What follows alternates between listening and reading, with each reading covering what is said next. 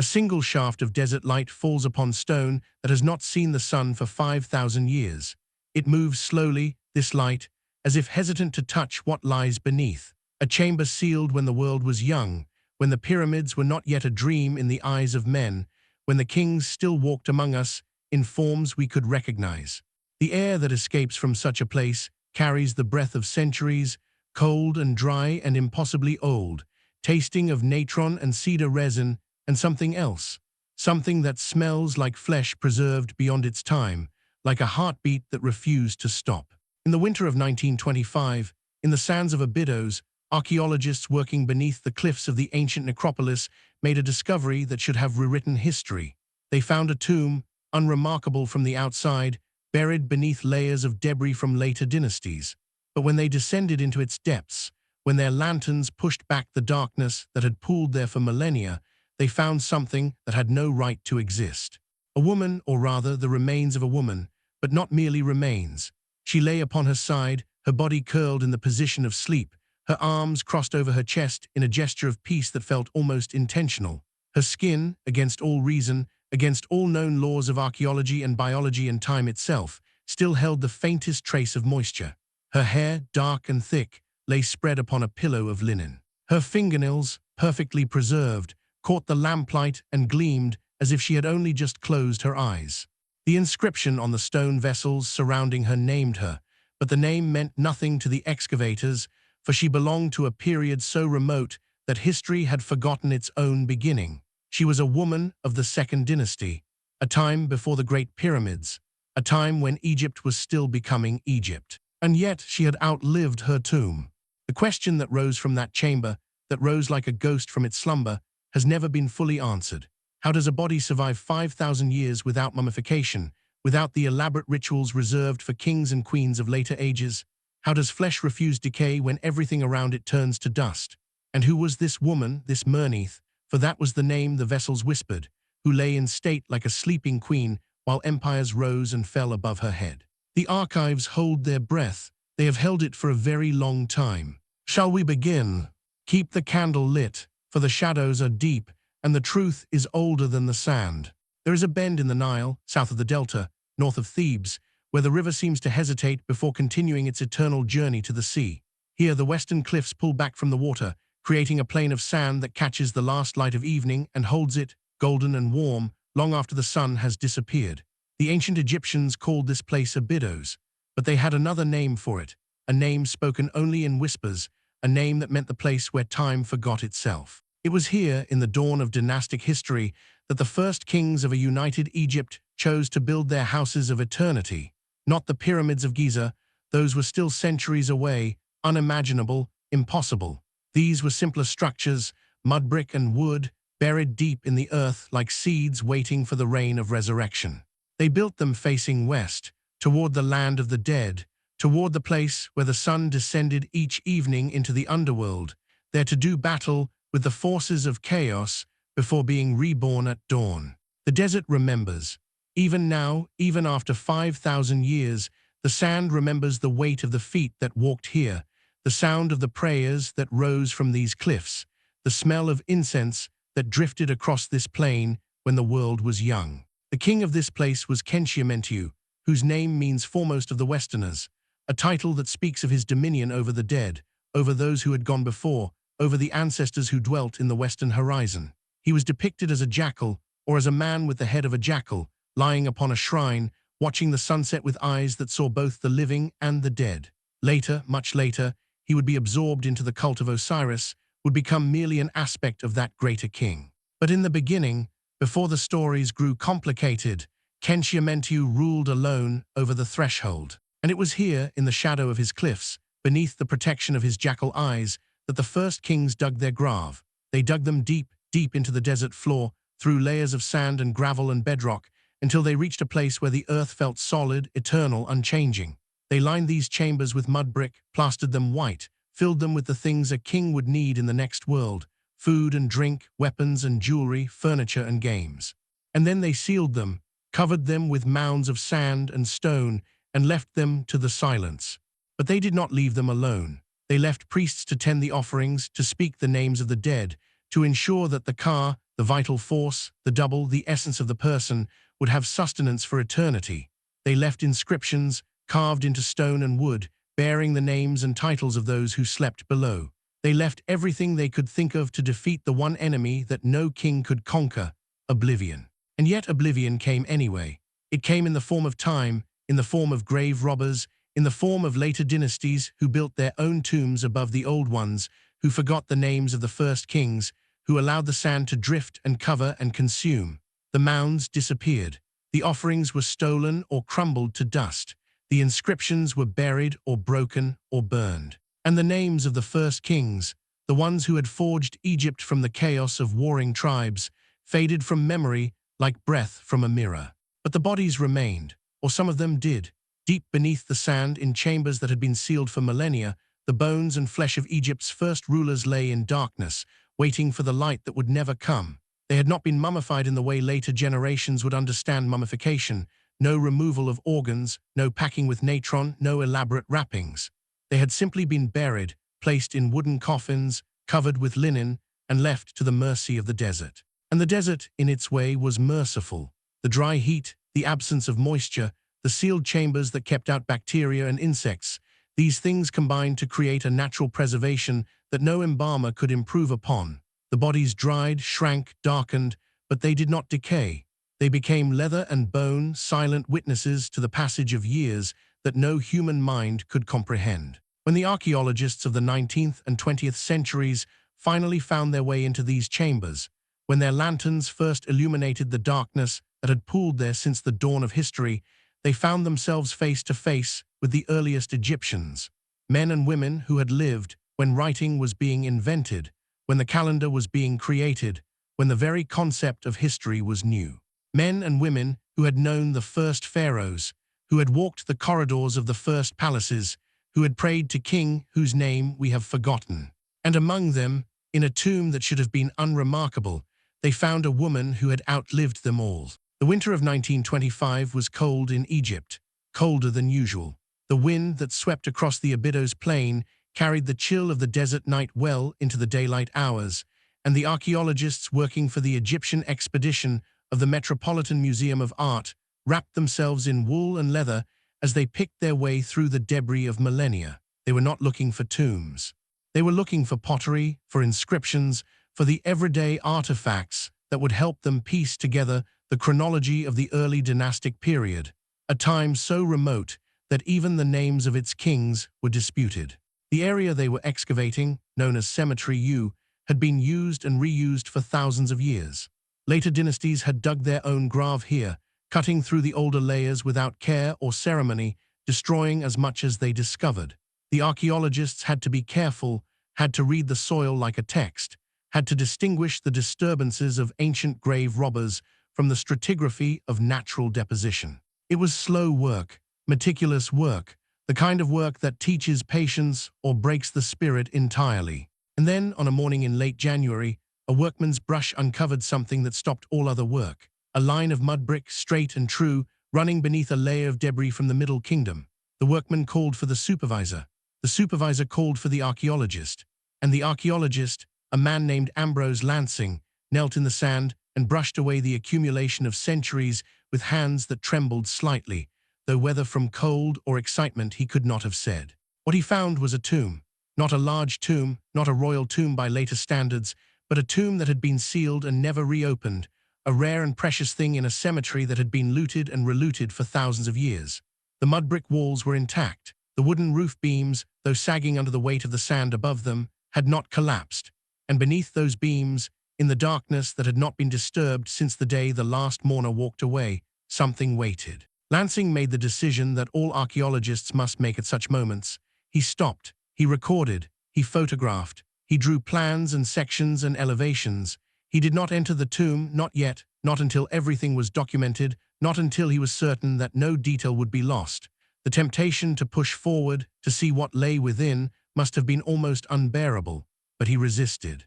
For 3 days, he and his team worked above the tomb, clearing the area around it, exposing its outer walls, documenting every shard of pottery, every scrap of linen, every fragment of wood that had been left by the original builders or by the centuries of occupation that followed.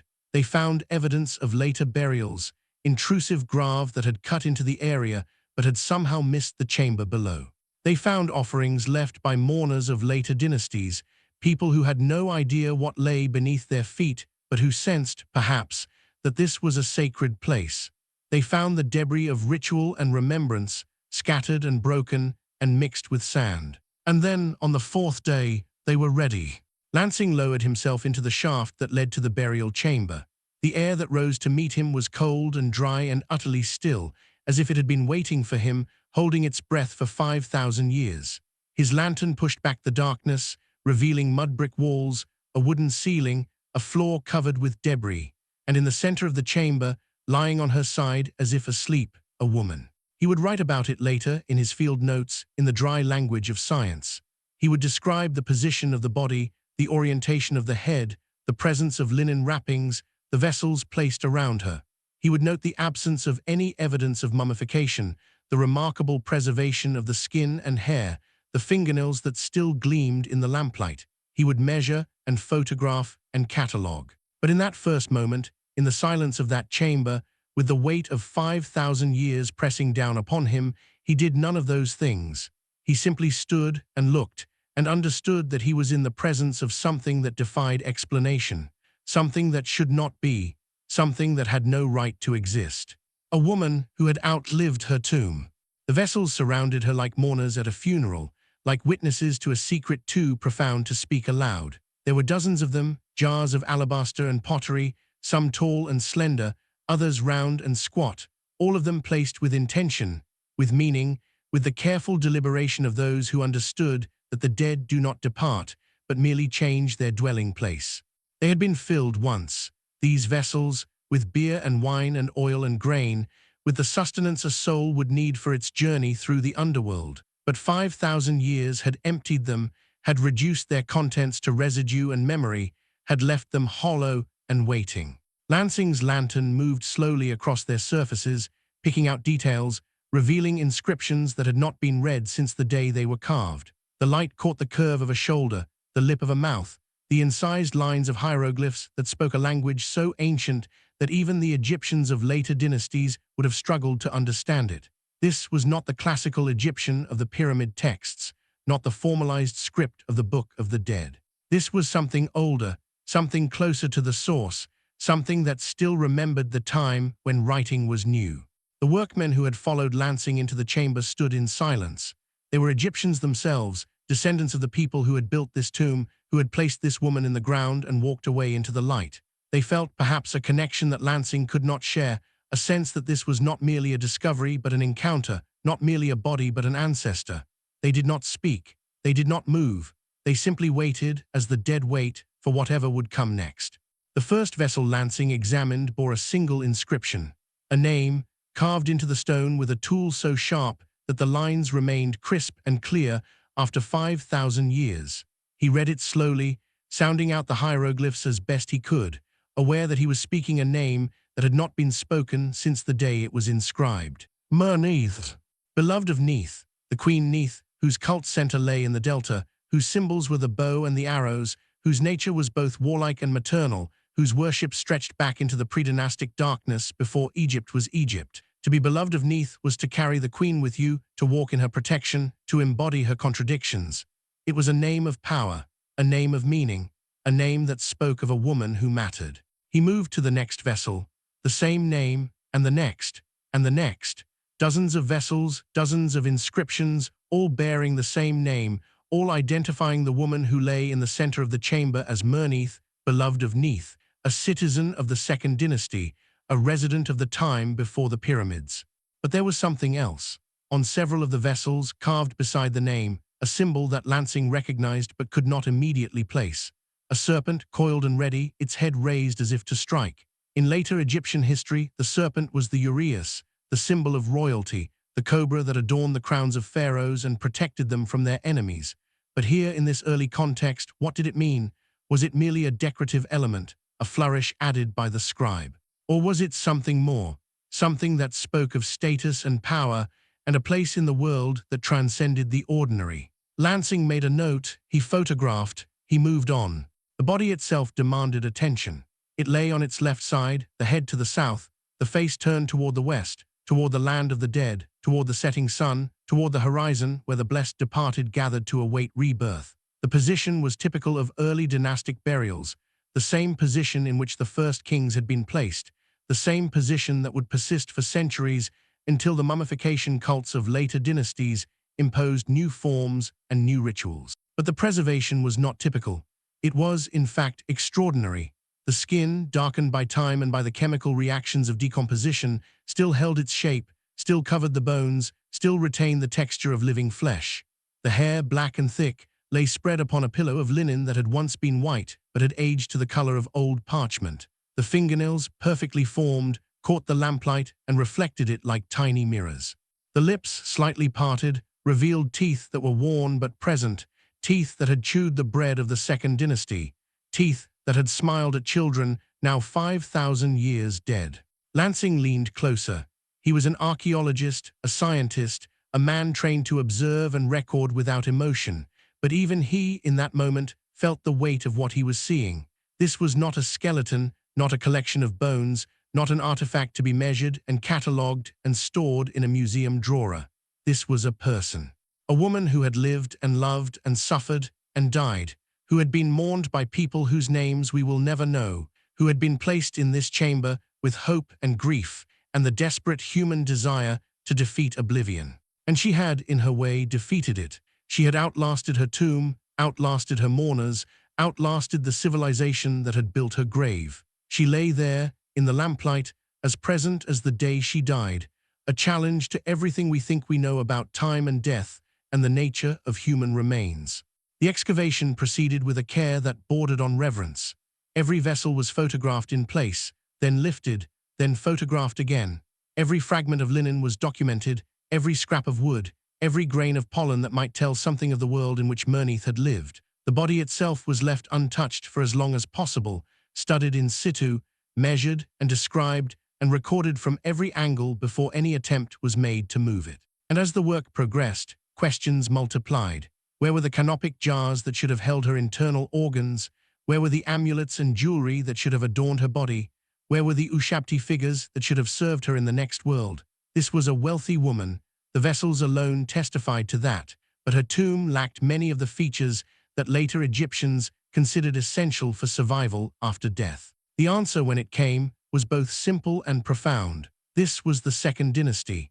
The elaborate rituals of mummification, the complex theology of the afterlife, the vast funerary literature of later periods, none of these existed yet. The Egyptians of Merneith's time were still learning how to die, still inventing the practices that would define their culture for millennia to come. They believed in survival after death. The presence of the vessels proved that, but they had not yet codified their beliefs into the intricate systems that would later fill the pyramids and tombs of the New Kingdom. Merneith was buried in the old way, the simple way, the way of her ancestors.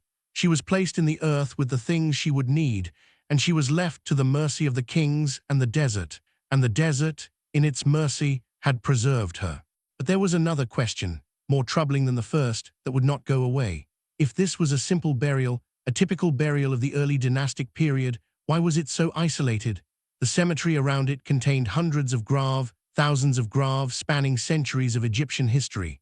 But Merneith's tomb stood apart, separated from the others by a respectful distance, surrounded by a rectangle of open space that suggested either privilege or fear. Lansing's team excavated the area around the tomb, hoping to find subsidiary burials, the grave of servants sacrificed to accompany their mistress into the next world, a practice known from the First Dynasty royal tombs at Abydos.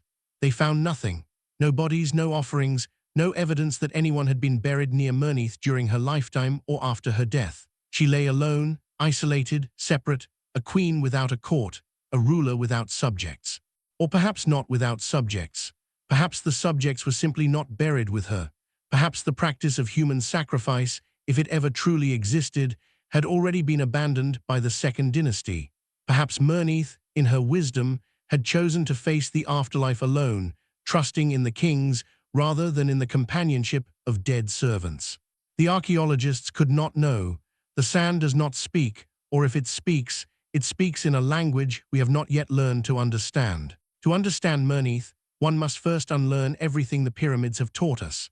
Those vast triangles of stone, those mountains of dressed limestone, those eternal houses of the dead, they are latecomers to the story, newcomers, arrivals from a future that Merneith could not have imagined. When she drew her last breath, when her body was carried across the sand to its resting place in Abydos, the Great Pyramid of Giza was still more than 400 years in the future. 400 years.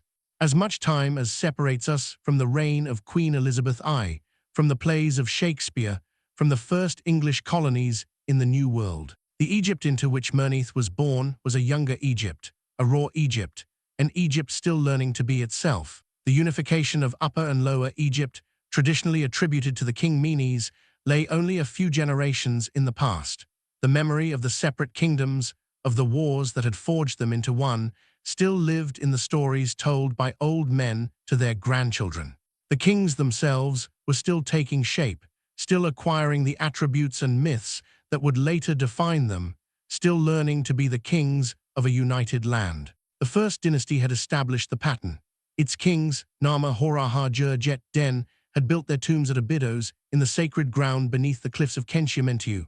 They had filled them with wealth beyond imagining, with objects of gold and ivory and ebony, with the bodies of servants sacrificed to accompany them into the next world. They had established the rituals of kingship, the titulary of the pharaoh, the iconography of power that would persist for 3,000 years. But the First Dynasty had also been a time of experimentation, of uncertainty, of learning by trial and error. The early kings had not known how to build for eternity. Their tombs, for all their wealth, were relatively simple structures of mud, brick, and wood, designed to be covered by mounds of sand and stone. They had not known how to preserve the body. The remains found in their tombs show little evidence of artificial mummification, relying instead on the natural desiccating power of the desert. They had not known how to ensure the survival of the soul. Their funerary texts, such as they were, consisted of little more than the king's name carved in stone. By the time of the Second Dynasty, some of these uncertainties had been resolved. The practice of human sacrifice, if it ever truly existed, had been abandoned. The subsidiary grave around the royal tombs grow fewer and finally disappear. The construction techniques had improved.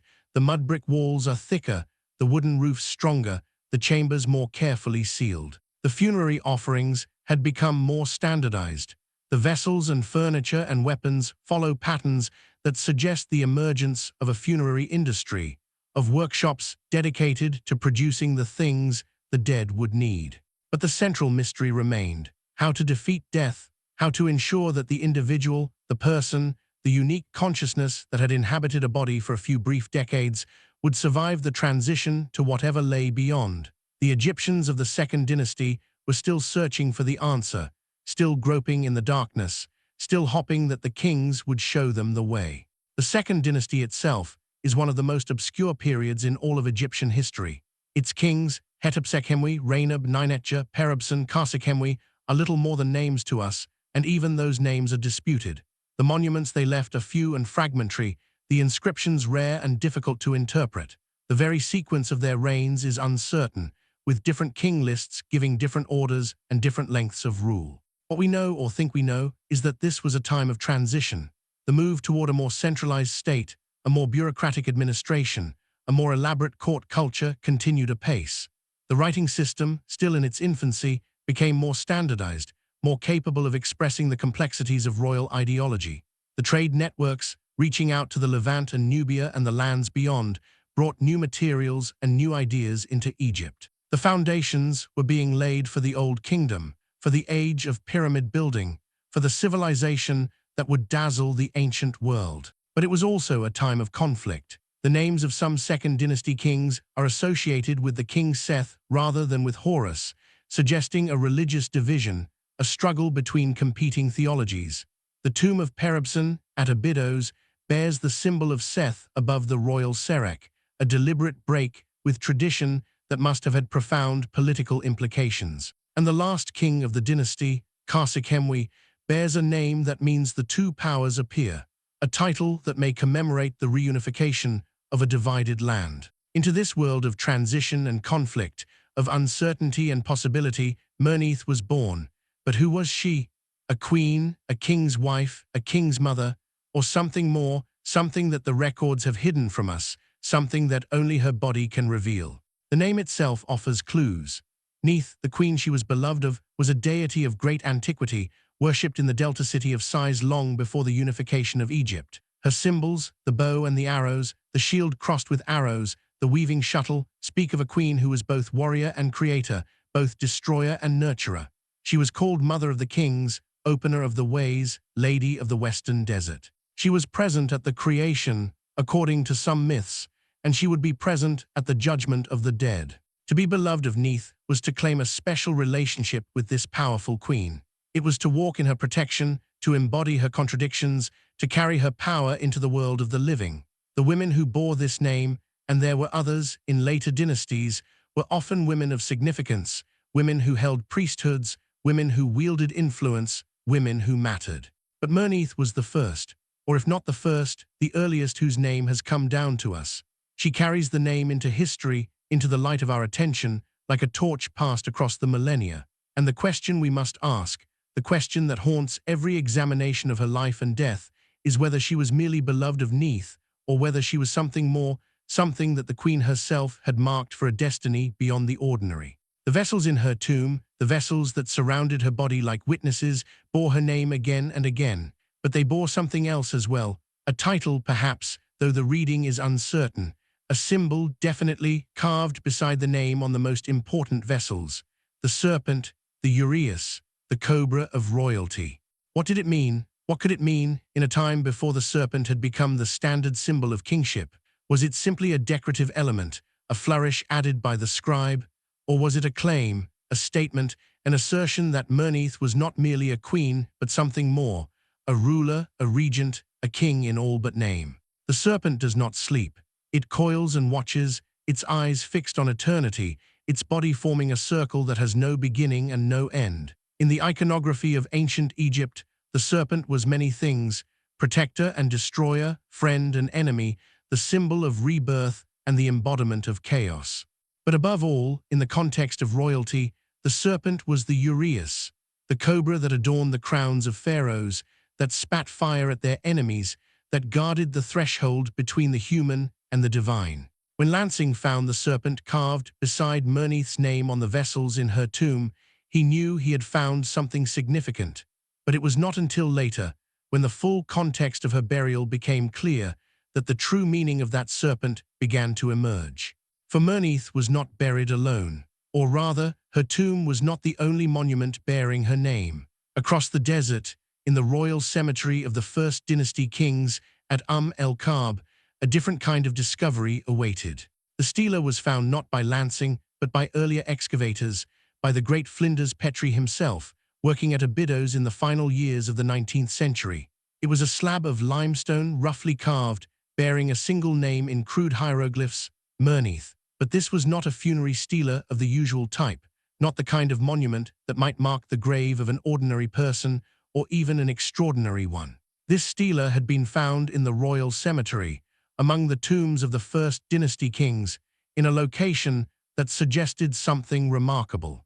Petrie, with the intuition of a genius, recognized what he had found. The stela was one of a series, each marking the tomb of a king, Nama Horaha Jur Jet Den, but Merneith's stela was different. It was smaller, perhaps simpler, placed not at the center of a royal enclosure, but at its edge, as if its owner occupied a position that was royal but not quite regal, significant but not supreme. And yet the stela bore the serpent, the same serpent that appeared on the vessels in her tomb, the same symbol of royalty, of divine protection, of the power that separates kings from ordinary mortals. What was a woman doing with a royal stela in the cemetery of the kings? The answer, when it came, was both simple and revolutionary. Merneith was not merely a queen, she was a regent, a woman who ruled Egypt in the name of her son, King Den, during his minority.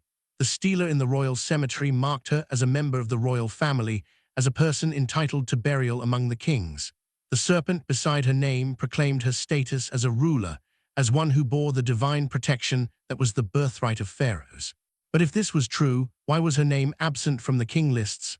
Why had history forgotten her? Why did the Palermo stone, the Saqqara tablet, the Abydos king list, the official records of Egypt's rulers, carved in stone for eternity, make no mention of a female king in the Second Dynasty? The answer to that question lies in the nature of power itself and in the way that power is remembered. The king lists were not neutral records. They were political documents created by later rulers to legitimize their own claims to the throne. They included the names that served their purposes and omitted the names that did not. And a female ruler, a woman who had held power in her own right, was an anomaly, a disruption of the natural order, a challenge to the ideology of male kingship that the later dynasties were determined to maintain. Merneith was erased, systematically, deliberately, completely. Her name was removed from the records, her monuments were allowed to decay, her memory was consigned to oblivion, but her body remained. Her body, preserved by the desert, preserved by chance, preserved by something that feels almost like intention, waited in the darkness for the day when someone would find it and ask the questions that the king lists had tried to suppress. The evidence for Merneith's regency is circumstantial but compelling. Her tomb at Abydos, while not as large as the royal tombs of the First Dynasty, is still of royal proportions, a massive mud brick structure with multiple chambers, surrounded by the grave of servants and officials who were buried near her to serve her in the next world. The vessels in her tomb bear not only her name, but the names of kings, Den most prominently, but also others, suggesting that she maintained relationships with the royal court even in death. And then there is the seal, the clay seal impression found in her tomb, bearing the name of Den, but also a title that appears nowhere else, Mother of the King. This simple phrase, pressed into wet clay 5,000 years ago, opens a door onto a world we have only begun to understand. It tells us that Merneith was not merely a king's wife, but a king's mother, the woman who had given birth to the ruler of Egypt, who had raised him, who had perhaps ruled in his name until he was old enough to rule alone. But was she more than that? The seal calls her mother of the king, but it does not call her king. The serpent beside her name on the vessels and the stela may be merely a symbol of divine protection, not a claim to royal power. The location of her stela in the royal cemetery may be merely an honor, a privilege granted to the mother of a king, not an assertion of her own sovereignty. The evidence is ambiguous. The sand does not speak clearly, and Merneith, for all her preservation, for all her presence in our world, remains silent. And yet there is something in the way she lies, something in the position of her body, something in the objects placed around her that suggests more than mere honor. The vessels that bear her name are not the vessels of a queen consort. They are too numerous, too fine, too carefully inscribed. The space around her tomb is too carefully cleared, too deliberately isolated, too respectful of her solitude. The servants buried near her, if the subsidiary grave are indeed hers, and the dating is uncertain, are too many, too carefully arranged, too obviously intended to serve her in the next world. This is the burial of a person who mattered, a person who wielded power, a person whose death was a matter of state, not merely of family. This is the burial of a ruler. But if Merneith ruled, if she held the throne of Egypt in her own hands, why did she not take the titles of a king? Why did she not call herself King of Upper and Lower Egypt, son of Re, Lord of the Two Lands? Why did she content herself with the title Mother of the King when she might have claimed so much more? The answer may lie in the nature of Egyptian kingship itself. The king was not merely a ruler. He was a king, the embodiment of Horus on earth, the living link between the human and the divine. A woman could not be Horus. The king was male, the incarnation was male, the ideology of kingship was male. But a woman could hold power. A woman could rule. A woman could guide the kingdom through its crises and sit in judgment on its affairs. She simply could not do so in her own name. Merneith may have been the power behind the throne, the shadow that governed while the child king grew, the mind that made decisions while the royal seal was stamped in the name of another. She may have been, in all but name, the ruler of Egypt. And when she died, she may have been buried with the honors of a king because she had earned them, because she had deserved them, because the people who loved her and served her knew what she had been even if the official records would never say it. The body lies in Cairo now, in the Egyptian Museum, in a room that is not open to the public. It rests in a simple wooden case, behind glass, in climate-controlled air that tries to mimic the conditions of the tomb from which it was taken. But the tomb is gone, or rather, the tomb is empty, and the body that once lay in its darkness now lies in the light, exposed to the gaze of anyone with the proper credentials and the proper permissions. And still it refuses to decay. This is the mystery that science cannot solve, or can solve only partially, only provisionally, only with qualifications and caveats, and the admission that we do not know as much as we would like to think we know. The body of Merneith is not mummified in the usual sense. There is no evidence of evisceration, no sign of the removal of the brain through the nose, no packing of the body cavities with natron and resin and linen. The internal organs, if they survive at all, survive within the body where they have no right to survive, where they should have decomposed long ago.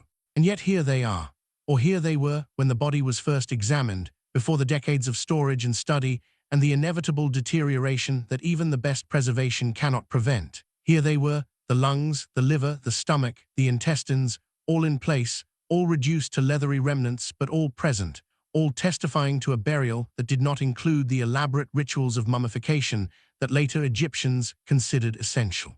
The skin is dark, almost black, stretched tight over bones that have not crumbled, have not softened, have not surrendered to the weight of millennia. It has the texture of old leather, the feel of something that was once alive and somehow remains alive, or at least remains present, remains itself, remains the envelope that once contained a human soul. In places, it has cracked and peeled, revealing the bone beneath, but in other places it holds, it covers, it protects what lies within. The hair is the greatest surprise. It is black or nearly black, and it retains its shape, its texture, its individual strands. It lies spread upon the pillow of linen as if arranged by loving hands, as if someone had combed it and smoothed it and placed it just so before the tomb was sealed. 5,000 years have not turned it to dust, have not bleached it white, have not caused it to crumble at the touch.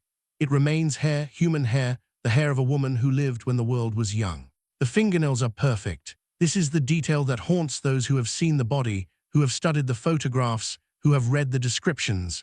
The fingernails are perfect. They catch the light, they reflect it, they gleam like the nails of a living woman, like the nails of someone who might at any moment open her eyes and look at you with the gaze of the Second Dynasty. How is this possible? The question has many answers, or many partial answers, none of them fully satisfying. The desert, first of all, the dry heat of the Abydos plain, the absence of moisture in the air and the soil, the conditions that naturally desiccate organic matter and preserve it against decay. The tomb itself, sealed, airtight, protected from the insects and bacteria that would otherwise consume a body. The wooden coffin, the linen wrappings, the vessels placed around her, all of these may have contributed to an environment in which decomposition was slowed, arrested, defeated. But these explanations, plausible as they are, do not account for everything. Other bodies from the same period, buried in similar conditions, in similar tombs, in similar coffins, have not survived. They have crumbled, decayed, returned to the dust from which they came. Why Merneith? Why this woman, this particular woman, this specific configuration of flesh and bone and hair? The scientists speak of chance, of luck, of the random combination of factors that sometimes produces extraordinary results. The archaeologists speak of the skill of the original burial, of the care taken to seal the tomb, of the quality of the materials used. The historians speak of the mystery, of the unknown, of the limits of our knowledge, and the humility we should feel in the face of those limits. But there is another explanation, one that the scientists and archaeologists and historians do not speak of, one that hovers at the edge of every discussion of Merneith, one that is never quite articulated but never quite dismissed. Perhaps she was preserved for a reason. Perhaps something in her life or her death or her nature marked her for survival. Perhaps the kings, or fate, or the blind workings of the universe chose her to outlast her tomb, to outlast her civilization, to outlast everything she knew and loved and understood. The body has been studied, examined, probed, and analyzed by every means available to modern science. X-rays have revealed the bones beneath the skin, the structure of the skeleton, the evidence of arthritis in the joints, the wear on the teeth that speaks of a diet of coarse bread and gritty flour. CT scans have shown the internal organs, shrunken and desiccated, but present, still occupying the spaces they occupied in life. DNA analysis has been attempted, though the results are ambiguous, contaminated by the millennia, by the handling of the body, by the impossibility of extracting clean samples from tissue so old. What has emerged from all this study is a portrait, incomplete but compelling, of a woman who lived into her middle years, old for her time, ancient by the standards of the early dynastic period, a woman who had borne children, or at least whose pelvis shows the changes associated with childbirth. A woman who had eaten well, or at least whose bones show no evidence of malnutrition or deficiency. A woman who had suffered, as all people suffer, from the aches and pains of aging, from the wear and tear of a life lived before the invention of antibiotics or painkillers or any of the comforts we take for granted. But who was she really? What did she think? What did she feel? What did she hope for and fear and love? The body cannot tell us these things. The bones are silent on the subject of the soul. And Merneith, for all her preservation, for all her presence in our world, remains as remote as the stars. There is a story, perhaps apocryphal, perhaps true, that when the body was first brought to Cairo, when it was first removed from its wooden case for study, one of the museum staff members fainted. Not from the smell, there was no smell, the body was dry and odorless, but from the shock of looking into a face that was 5,000 years old, and yet looked as if it might at any moment open its eyes. The story may be invented, a piece of Gothic fiction attached to a discovery that seemed to demand Gothic fiction. But it persists, it circulates, it appears in books and articles and documentaries about Merneith, because it speaks to something we feel but cannot articulate. The body that refused the grave is not merely an archaeological curiosity.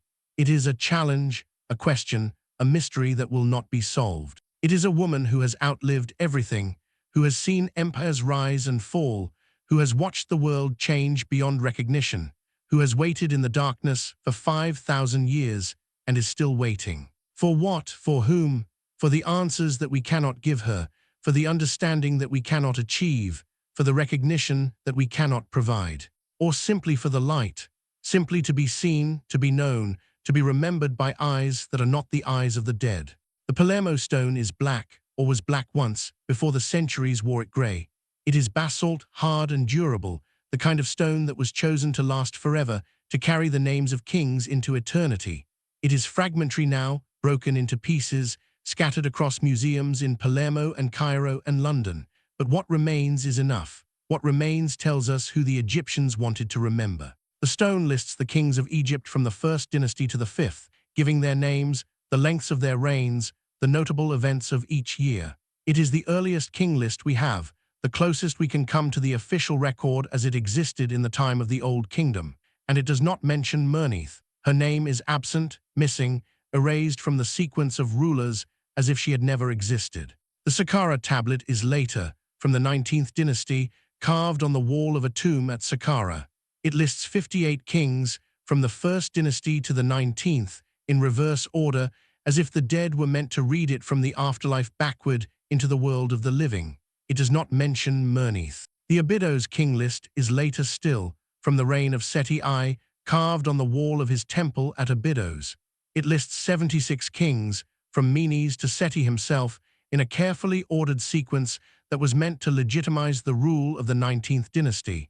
It does not mention Merneith. The Turin canon is a papyrus, fragmentary and damaged, from the reign of Ramesses II.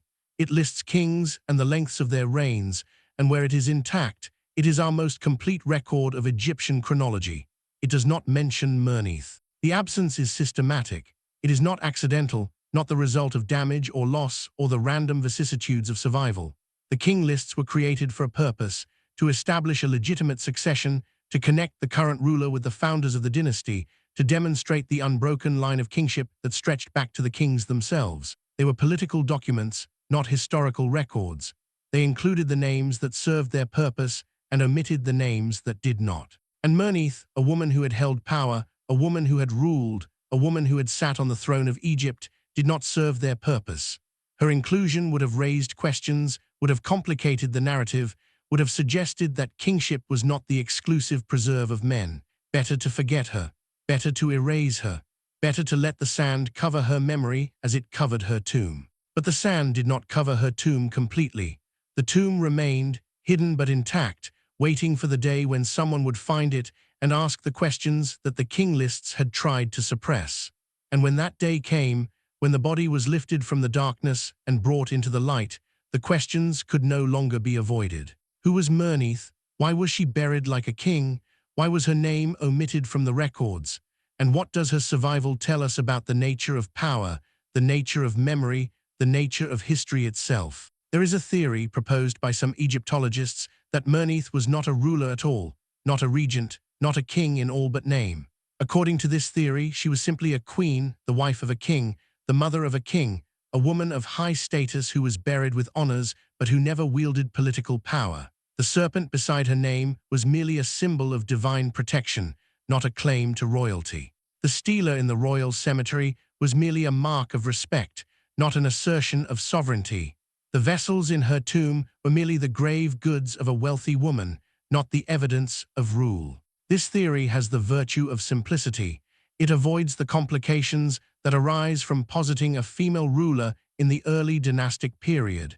It fits neatly with the king lists, with the official record, with the narrative that the Egyptians themselves wanted to tell, but it does not fit with the evidence. The evidence, such as it is, points in a different direction.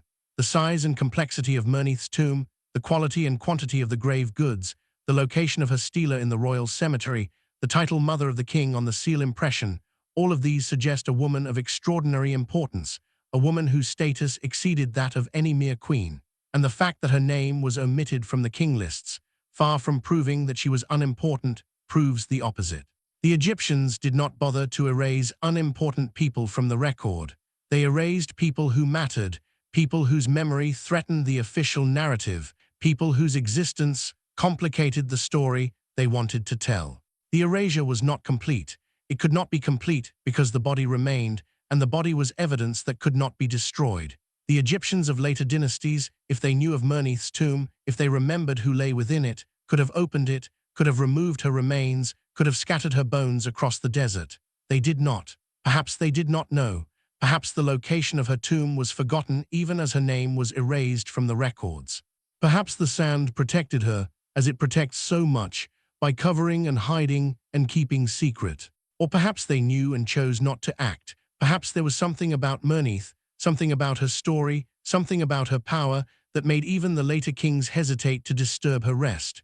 Perhaps they feared her, this woman who had ruled, this woman who had held the throne, this woman who had been beloved of Neith. Perhaps they left her in peace because they dared not do otherwise. The sand does not speak. The body does not speak. The king lists are silent on the subject of Merneith, and we are left with questions, with mysteries, with the haunting presence of a woman who outlived her tomb and who may yet outlive us all. The child King Den sits upon the throne of Egypt. He is young, too young to rule alone, too young to hold the crook and flail, too young to wear the double crown. But he sits upon the throne nonetheless, because the throne must be occupied, because the kingship must continue, because the kings demand that Horus be present in the land of the living. Beside him in the shadows a woman watches. She is his mother Merneith, beloved of Neith, the woman who gave him birth, the woman who has guided him since his first breath. She does not sit upon the throne. That is not permitted, not possible, not thinkable. But she stands close, so close that her shadow falls across the golden seat, so close that her whisper reaches his ear, so close that her hand, unseen, guides his hand as he performs the rituals of kingship. This is the image that haunts the imagination. This is the possibility that the evidence suggests. This is the story that the king lists tried to erase. The regency of Merneith, if it occurred, would have lasted for several years, from the death of her husband, King Jet, until the maturity of her son, King Den. During those years, Egypt would have been governed in the name of the child king, but the decisions, the policies, the daily business of rule would have been conducted by his mother. She would have met with officials, received ambassadors, approved construction projects, authorized military expeditions. She would have sat in judgment, heard petitions, dispensed justice. She would have been, in all but name, the ruler of Egypt. She would have done all this from the shadows, from behind the throne, from a position that was not officially recognized and therefore not officially recorded. Her name would appear on no decree, on no monument, on no official document of state. The seals that bore the king's name would have been used. The inscriptions that celebrated the king's deeds would have been carved. The records that noted the king's reign would have been kept. And Merneith, the woman who made it all possible, would have remained invisible. Except to those who knew. Except to those who served her, who loved her, who understood what she had done. Except to the officials who brought their reports to her chambers, who received their instructions from her lips, who carried out her will in the name of her son. Except to the people of Egypt, who may have known, who may have understood, who may have accepted that a woman ruled them because she ruled them well. The evidence for Merneith's regency, as we have seen, is circumstantial but compelling. The tomb, the vessels, the stela, the seal, all point to a woman of extraordinary importance. But there is another piece of evidence, more subtle but perhaps more telling, that has only recently come to light. In the tomb of Den, when it was excavated, archaeologists found a small object, a fragment of ivory, carved with the king's name and a scene of ritual significance. On this fragment, behind the figure of the king, a second figure appears. It is smaller, less prominent, almost hidden in the carving, but it is there, a woman. And beside her, carved in tiny hieroglyphs, the name Merneith. Why would the name of Merneith appear in the tomb of Den if she were merely his mother, merely a queen, merely a woman of no political significance? The answer surely is that she was more. She was his co-ruler, his guide, his protector. She was the one who had made his reign possible. And he, in gratitude or in love or in simple recognition of the truth, wanted her to be remembered. But even in this act of remembrance, she is hidden. She is behind the king, smaller than the king, less prominent than the king. She is in the shadows where she always was.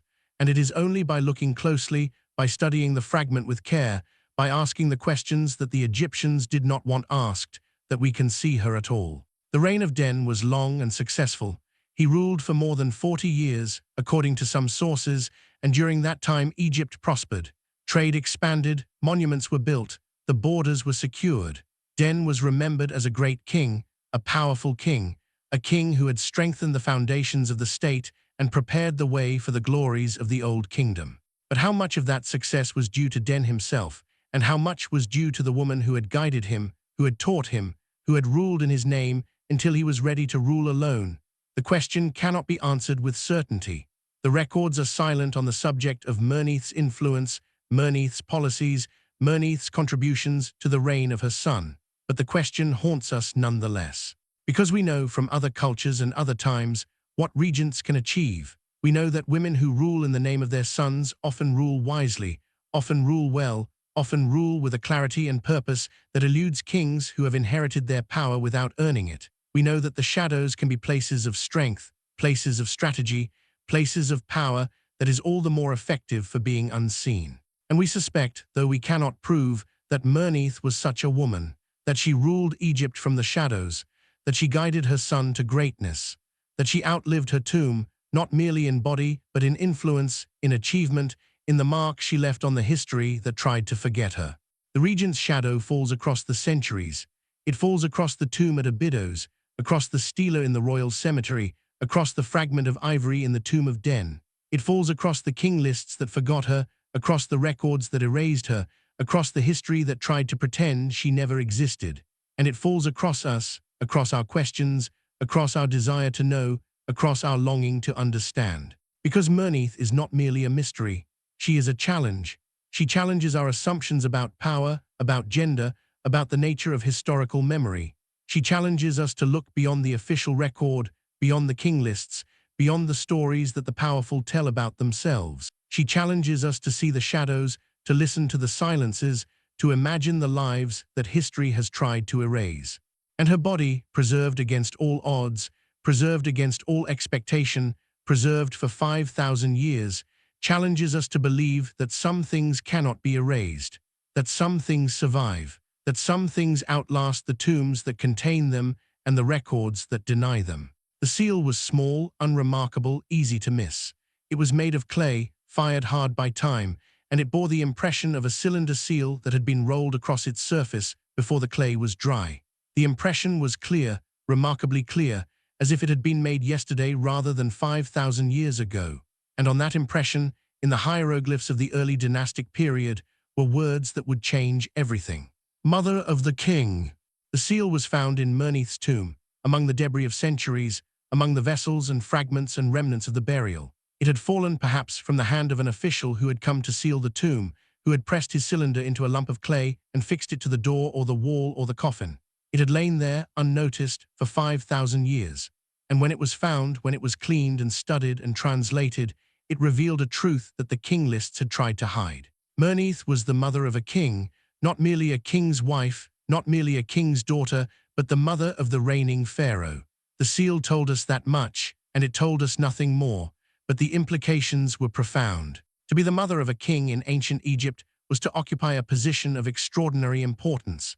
The king's mother was not merely a relative, not merely a figure of domestic significance. She was the one who had brought the living Horus into the world, who had nurtured the king incarnate, who had prepared him for his role as the ruler of the two lands.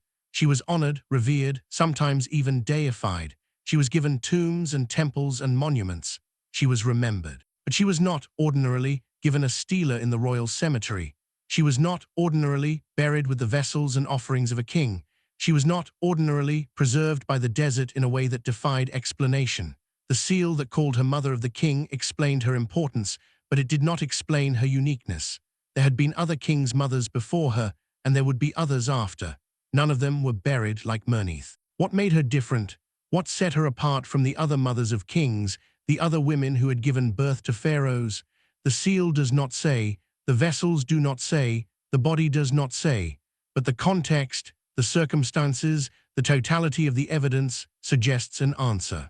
Merneith was not merely the mother of a king.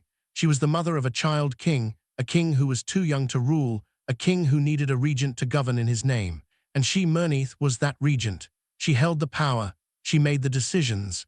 She ruled Egypt from the shadows while her son grew toward maturity. And when she died, she was buried as she had lived, as a ruler, as a king in all but name. The seal raises another question, more subtle but equally important. Whose seal was it? Whose cylinder had been rolled across the clay to create that impression? The name on the seal, partially preserved, partially legible, is the name of Den, the king, the son, the child who had grown to rule in his own right. But the seal was found in Merneith's tomb, not in Den's. It had been used to seal something in her burial, to mark something as belonging to her, to claim something in her name. Why would Den's seal be used in his mother's tomb? The answer, perhaps, is that Den himself was present at her burial, that he came to Abydos to honor his mother, to see her laid to rest, to perform the rituals that would ensure her safe passage into the next world, and that he used his own seal, the seal of the king, to mark the offerings and vessels and possessions that accompanied her into eternity. If this is true, if Den was present at his mother's burial, if he used his own seal to mark her grave goods, then the relationship between mother and son must have been close, must have been loving, must have been marked by the kind of devotion that transcends death. Den honored Merneith not merely as his mother, but as the woman who had made his reign possible, who had guided him, who had protected him, who had loved him. And in honoring her, he gave us a glimpse of the truth that the king lists had tried to hide. There is something moving in this image, something that reaches across the millennia and touches us still. A young king, perhaps in his 20s, perhaps in his 30s, standing in the desert at Abydos, watching as his mother's body is lowered into the tomb. The sun is setting, as it always sets in the west, as it always sets in the land of the dead. The priests are chanting, the incense is burning, the mourners are weeping. And Den, the king, the living Horus, the ruler of Egypt, stands silent, holding in his hand the cylinder seal that bears his name, waiting for the moment when he will press it into clay and mark his mother's eternity with his own. What did he feel in that moment? What did he think? The records do not say, the sand does not speak, but we can imagine because we are human, because we have loved and lost, because we have stood at gravesides and watched the earth receive those who gave us life. We can imagine the grief, the gratitude, the recognition that something irreplaceable was passing from the world. We can imagine the determination to remember, to honor, to ensure that his mother's name would not be forgotten. And yet in the end he failed, or history failed him, or the forces that shape memory and forgetting were too strong for even a king to resist. Merneith's name was erased from the records, omitted from the lists, consigned to oblivion. The seal in the sand, the seal that Den himself had pressed into clay, was buried and forgotten. And the woman who had ruled Egypt lay alone in the darkness, waiting for someone to find her and ask the questions that no one had asked for 5,000 years. The seal is in Cairo now, in the Egyptian Museum, in a case with other seals, other fragments, other remnants of the early dynastic period. It is small, unremarkable, easy to miss. Most visitors walk past it without a glance, their attention drawn to the gold of Tutankhamun, the coloss of Ramesses, the glittering treasures of the New Kingdom. But those who stop, those who look, those who read the label and understand what they are seeing, feel a shiver of recognition. This small piece of clay, this humble object, this thing that was pressed by the hand of a king 5,000 years ago, carries a truth that the grandest monuments cannot match. It tells us that Merneith was loved. It tells us that Merneith was honored. It tells us that Merneith mattered. And in telling us these things, it challenges us to see her, to remember her, to give her the recognition that history denied. The seal in the sand, the name upon the jar, the body that refused the grave. These are the fragments of a life, the pieces of a story, the evidence of a woman who outlived her tomb, and they are all we have. She was not alone. This is the truth that must be spoken, the truth that must be remembered, the truth that the king lists tried to hide. Merneith was not the only woman of power in early Egypt, not the only woman who ruled from the shadows, not the only woman whose name was erased from the records. She was part of a pattern, a tradition, a lineage of female power that stretches back to the dawn of history and forward to the end of ancient Egypt. There was Neith, whose name means Neith is satisfied, who lived in the First Dynasty, who was the wife of King Nama or King Horaha, whose tomb at Nakada is of royal proportions, whose name appears on objects of extraordinary quality and quantity. Was she a queen, a regent, a ruler in her own right? The evidence is ambiguous, the interpretations contested, the silence profound. But her tomb, like Merneith's, speaks of power. Her name, like Merneith's, speaks of the queen. Her survival, like Merneith's, speaks of something that the official record cannot contain. There was Herneith, whose name means Neith is peaceful, who lived in the First Dynasty, who was buried at Saqqara in a tomb of royal size, whose name appears on vessels and seal impressions that suggest high status and significant authority. There was Neith, whose name means Neith is strong, who lived in the First Dynasty, whose tomb at Abydos lies near the royal cemetery, whose relationship to the kings of her time remains unclear. There was Ka's wife, whose name is lost, whose tomb at Abydos is among the largest of the non-royal burials, whose grave goods include objects of gold and ivory and precious stone. These women, and others like them, appear in the archaeological record as flashes of light, glimpses of power, hints of a world in which women held authority that later generations would deny them. Their names are preserved on a few objects, a few inscriptions, a few fragments of the past that have survived the centuries. Their tombs, when they can be identified, are impressive, substantial, worthy of rulers. But their stories, their lives, their achievements, these are lost, erased, forgotten. The silence of the women is one of the loudest silences in all of history. It speaks of power that was wielded and then denied, of achievements that were accomplished and then forgotten, of lives that were lived and then erased. It speaks of a world that was more complex, more various, more interesting than the official record would have us believe. And it speaks of the forces that shape memory, that determine what is remembered and what is forgotten, that create the stories we tell about the past. Why were these women forgotten? The answer is complex, multi-layered, embedded in the structures of power and ideology that shaped Egyptian civilization. In part, it was a matter of patrilineal succession, the need to trace kingship through the male line, to establish a clear and unambiguous sequence of fathers and sons. Women complicated that sequence. Women raised questions about legitimacy, about inheritance, about the nature of royal authority. Better to forget them, better to erase them, better to pretend they had never existed. In part, it was a matter of theology, the identification of the king with Horus, the male king, the divine son of Osiris and Isis. A woman could not be Horus. A woman could not embody the male principle of kingship.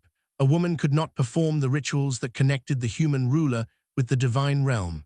The ideology of kingship was male, and any deviation from that ideology threatened the entire system. And in part, it was a matter of power, the power of the priests and officials and scribes who controlled the records, who decided what would be remembered and what would be forgotten. These men, for they were almost all men, had their own interests, their own agendas, their own reasons for suppressing the memory of female rulers. A woman who had held power was a threat to their authority, a challenge to their assumptions, a reminder that the world could be ordered differently. But the bodies remain. This is the truth that cannot be erased, the evidence that cannot be destroyed, the testimony that speaks across the millennia. The bodies of Neith and Herneith and Neith, if they survive at all, survive in fragments, in bones, in the scattered remnants of their tombs. But Merneith's body survives whole, complete, preserved against all odds. And in its preservation, it carries the memory of all the women who were forgotten. When we look at Merneith, when we study her face, her hair, her fingernails that still gleam in the light, we are looking at a representative of all the women who ruled Egypt from the shadows. We are seeing what history tried to hide. We are touching, across 5,000 years, the reality of female power in a world that denied it. The silence of the women is broken briefly by the presence of this one woman who refused to decay. And in that breaking, we hear echoes of all the voices that were silenced, all the stories that were suppressed, all the lives that were erased. Merneith speaks for them. Her body testifies for them. Her survival ensures that they are not entirely forgotten. There is a tendency, in modern scholarship, to be cautious about claims of female power in ancient Egypt. The evidence is fragmentary, the interpretations contested, the conclusions uncertain. It is easy to overstate, to romanticize, to see what we want to see in the scattered remains of the past. The cautious scholar warns against reading too much into too little, against building elaborate theories on shaky foundations, against imposing our own assumptions on a world we can never fully understand. But caution, too, can be a form of erasure. Caution can silence the very voices we are trying to hear. Caution can perpetuate the forgetting that the king lists began. And in the case of Merneith, in the case of the other women whose tombs and names and bodies have survived, caution may be the wrong approach. Because the evidence, fragmentary as it is, points in a consistent direction. The women of the First and Second Dynasties were buried with honors that approached or equaled those of kings. Their names were associated with the Queen Neith, whose cult was powerful and ancient. Their tombs were located near the royal cemeteries, in positions that suggest status and significance. And their bodies, when they survive, show no signs of the secondary status that later Egyptian women would endure. These were not merely queens. These were not merely wives and mothers of kings. These were women who held power, who wielded authority, who shaped the history of Egypt in ways we are only beginning to understand. And Merneith, the best preserved of them all, is our clearest window into their world. The museum is quiet in the evening, after the visitors have gone, after the guards have made their final rounds, after the lights have been dimmed to protect the fragile objects from the damage of constant illumination. In the galleries of the Egyptian Museum in Cairo, the treasures of 5,000 years rest in darkness, waiting for the dawn and the return of the crowds. But in one room, in a case that is not open to the public, a woman lies alone. She is Merneith, beloved of Neith, the woman who outlived her tomb. She lies in a simple wooden box, her body supported by padding and conservation materials, her face turned slightly to one side as if she is sleeping. The glass that covers her is clean, clear, designed to protect without obscuring. And through that glass, if you were permitted to stand there in the darkness, you could see her as she has been seen by no one for 5,000 years. Her skin is dark, leathery, stretched tight over bones that have not crumbled. Her hair is black, spread upon a pillow that was made for her in the 21st century, not the 26th century before Christ. Her fingernails, perfect and gleaming, catch what little light penetrates the darkness and reflect it like tiny mirrors. She is here, she is present, she is real. What does she think, if she thinks at all? What does she feel, if feeling is possible for the dead? The questions are absurd, unscientific, unanswerable, and yet they rise unbidden in the minds of those who have seen her, because she does not look dead. She looks asleep. She looks as if she might, at any moment, open her eyes and look at us with the gaze of the Second Dynasty. The scientists who study her, who have X-rayed and CT scanned and DNA tested her remains, speak of her in clinical terms. They describe the condition of her bones, the state of her teeth, the evidence of arthritis in her joints. They measure and catalogue and compare.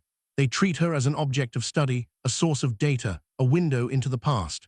And they are right to do so because this is their job, this is their training, this is the method that produces knowledge. But there is another way of seeing her, another way of being with her, another way of understanding what she means.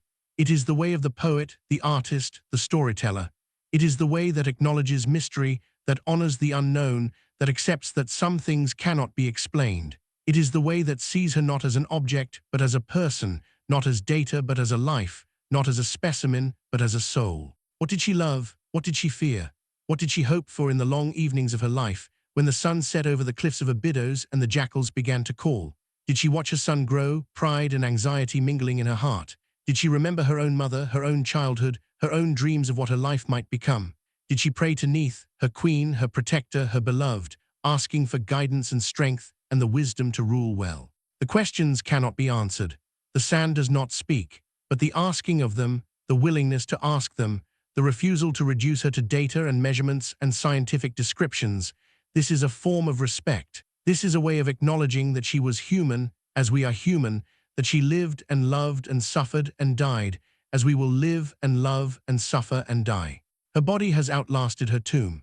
It has outlasted her dynasty, her civilization, her world. It has outlasted the pyramids that were built centuries after her death, the temples that were raised in honor of kings she would not recognize, the empires that rose and fell while she lay in darkness. It has outlasted everything except the questions we bring to it, the wonder we feel in its presence, the mystery that surrounds it like the sand that once covered it. What does the sand still hold? The question is not merely rhetorical. At Abydos, beneath the cliffs where Mentu watched the sunset, there are tombs that have not been found, chambers that have not been opened, secrets that have not been revealed. The excavations continue, season after season, year after year, generation after generation. And every season brings new discoveries, new questions, new mysteries to add to the old. Perhaps there are other women like Merneith, waiting in the darkness for the light that will never come. Perhaps there are bodies preserved as she is preserved, flesh and bone and hair intact, waiting to be found. Perhaps there are inscriptions that will name her, that will explain her, that will tell us who she was and what she did and why she matters. Or perhaps not. Perhaps the sand will keep its secrets. Perhaps Merneith is unique, an anomaly, an accident of preservation that tells us nothing about the world she inhabited. Perhaps the questions we ask are the wrong questions, and the answers we seek are not the answers we need. But we will keep asking, we will keep seeking, we will keep digging, literally and metaphorically, because that is what humans do. We cannot leave the past alone. We cannot let the dead rest. We must know, must understand, must bring into the light whatever the darkness holds. The woman who outlived her tomb lies in Cairo now, in a climate-controlled case, in a room that is not open to the public. She is studied, preserved, protected. She is a treasure, a wonder, a mystery. She is also, in some profound sense, alone. The people who loved her are dust. The civilization that built her tomb is memory. The kings she worshipped are names in books, studied by scholars, unknown to the millions who walk the streets of Cairo today. She has outlived everything and everyone she knew. She has become a relic of a world that no longer exists. And yet, when we stand before her, when we look through the glass at her face, we feel something that transcends time. We feel connection. We feel recognition. We feel the presence of another human being, someone who lived and breathed and thought and felt, someone who was once as real as we are now. This is the power of Merneith. This is why she matters. This is why her preservation, against all odds, against all expectation, against all scientific explanation, feels like a gift. She reaches across 5,000 years and touches us. She reminds us that we are mortal, that we are temporary, that we will one day be as she is now. And she reminds us that even in mortality, even in temporariness, even in the face of oblivion, something can survive, something can outlast, something can remain. The candle flickers. The archives hold their breath. The woman who outlived her tomb lies waiting, as she has always waited, for whatever will come next. Perhaps it is us. Perhaps we are the ones she was waiting for. Perhaps our questions, our wonder, our determination to remember are the answer to the mystery of her survival. Perhaps she was preserved so that we would find her, so that we would see her, so that we would ask the questions that the king lists tried to suppress. Or perhaps not. Perhaps there is no meaning, no purpose, no design. Perhaps she is merely an accident, a chance combination of circumstances that produced an extraordinary result. Perhaps the universe is indifferent, and our desire for meaning is just a story we tell ourselves to make the darkness bearable. But even if that is true, even if the universe is indifferent, even if Merneith's survival is meaningless chance, the fact remains that she is here. She is present. She is real. And in her presence, in her reality, in her stubborn refusal to decay, she challenges us to find meaning for ourselves. What do we see when we look at her? What do we feel? What do we think? The answers to these questions are as individual as the people who ask them. But one thing is certain, we cannot look away. We cannot forget. We cannot let her go. The woman who outlived her tomb has outlived us all in a sense. She will still be here in her climate-controlled case, in her room in the Egyptian Museum, long after we are gone. She will still be studied, still be wondered at, still be mysterious. She will still challenge future generations as she challenges us to ask the questions that have no answers. What is time that a body can survive it? What is death that it can be delayed for 5,000 years? What is memory that it can be erased and then restored? What is a woman that she can outlast her tomb, her dynasty, her civilization, her world? These are the questions that Merneith leaves us. These are the mysteries that her body embodies. These are the truths that the sand still holds, waiting for someone to ask them, waiting for someone to wonder, waiting for someone to care. The candle has burned low. The archives are silent. The woman who outlived her tomb lies sleeping, as she has slept for 5,000 years, as she will sleep for 5,000 more. And we, the living, the temporary, the mortal, turn away at last, carrying with us the memory of her face, the mystery of her survival, the question that will not be answered. What does it mean to outlive your tomb?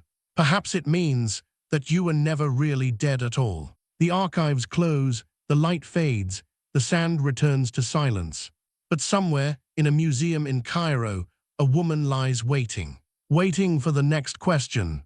Waiting for the next wonder. Waiting for you.